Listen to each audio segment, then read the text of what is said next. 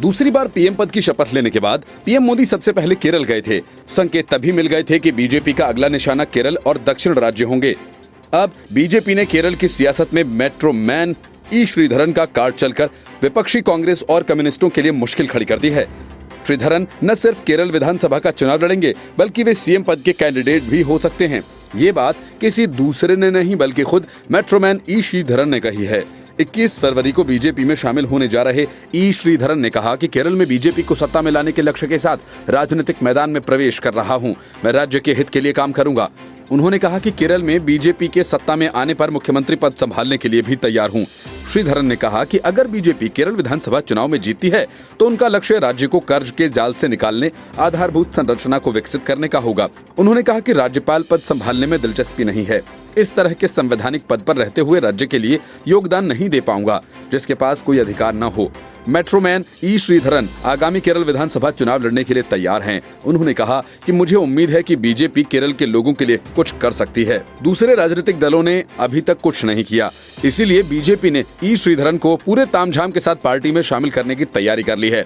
BJP के अध्यक्ष के सुरेंद्रन की अगुवाई में 21 फरवरी को होने वाली विजय यात्रा के दौरान श्रीधरन औपचारिक रूप से बीजेपी के सदस्य हो जाएंगे। इस यात्रा को उत्तर प्रदेश के मुख्यमंत्री योगी आदित्यनाथ हरी झंडी दिखाकर रवाना करेंगे। श्रीधरन की छवि एक बेदाग नौकरशाह की रही है। श्रीधरन का जन्म 12 जून 1932 को केरल के पलक्कड़ में हुआ था। वे दिल्ली मेट्रो समेत पहले फ्रेट कॉरिडोर को समय से पहले दौड़ाने के मामले में ख्याति बटोर चुके हैं। श्रीधरन को सिर्फ मेट्रो ही नहीं, कोंकण रेलवे में उत्कृष्ट योगदान के लिए भी जाना जाता है। साल 2001 में उन्हें पद्मश्री और 2008 में पद्म विभूषण अवार्ड से सम्मानित किया गया।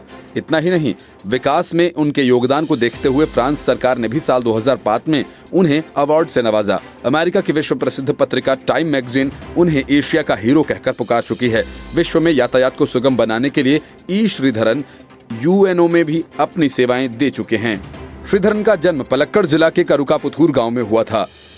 नीलकंद मूसा और अम्मालू अम्मा के घर पैदा होने वाले ई श्रीधरन की आरंभिक शिक्षा गांव के ही सरकारी स्कूल में हुई। इसके बाद सीनियर सेकेंडरी पालघाट और बाद में सिविल इंजीनियरिंग की डिग्री के लिए आंध्र प्रदेश के काकीनाडा गए।